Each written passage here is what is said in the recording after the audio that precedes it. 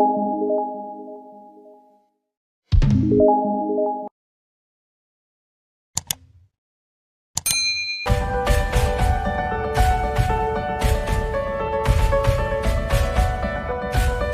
kystes, je peux dire, les kystes sont les petits frères de fibrome.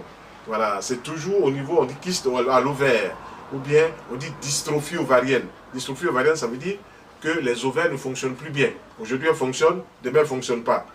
Il faut toujours, à la base, travailler l'alimentation. Beaucoup de légumes sous forme de jus. Les résultats sont plus rapides qu'en mangeant les légumes crus avec des assaisonnements. Il faut le faire parce qu'il faut mastiquer. Or, tout le monde n'a pas le temps de mastiquer les légumes, donc il faut prendre les jus. Dès qu'on prend les jus, il y a des hormones dans les jus, ce qu'on appelle hormones végétales. Il y a des vitamines. Il y a aussi des sels minéraux. Ce qu'on appelle les micronutriments. Ceux-là, ils vont agir sur tout le corps. Ils vont agir sur tout le corps. Et si on réduit le riz, si on réduit le pain, si on réduit les pâtes, si on réduit l'igname, si on réduit l'attiéké, si on réduit le foutou, si on réduit tous ces féculents et amidons, on commence à gagner la guérison.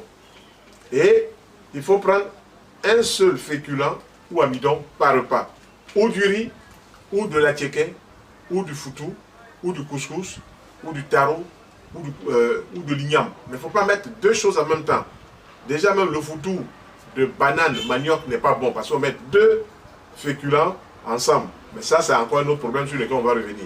Voilà. Donc, il faut bien dissocier les aliments pour que le corps puisse avoir ce qu'on appelle un ordinateur pour regarder bien quels sont ces aliments qui sont entrés. Mais quand on fait plein de mélanges, le corps peut passer 6 heures, 7 heures de temps, 8 heures de temps avant de digérer ces aliments qu'il ne digère pas. Parce qu'on a dans l'estomac la viande, on a dans l'estomac le poisson, c'est deux protéines différentes qui ne se digèrent pas de la même manière. Ensuite, on a du riz, puis ensuite, on a le foutou ou la tiéké. Ça fait trop de choses. L'auteur de la vie là, qui nous a mis sur la terre là, n'a pas prévu ça pour nous.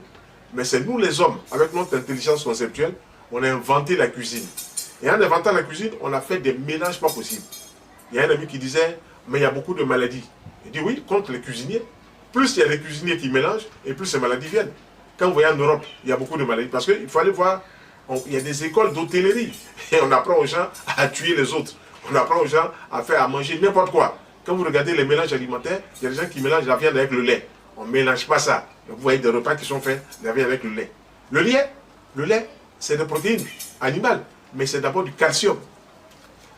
La viande, c'est des protéines animales, mais c'est d'abord du fer. C'est-à-dire qu'il y a deux éléments principaux. Quand on met le lait et la viande ensemble, on va provoquer une inhibition compétitive. Comme dit le petit de la rue Abidjan, un cadavre va mourir. C'est-à-dire où le lait va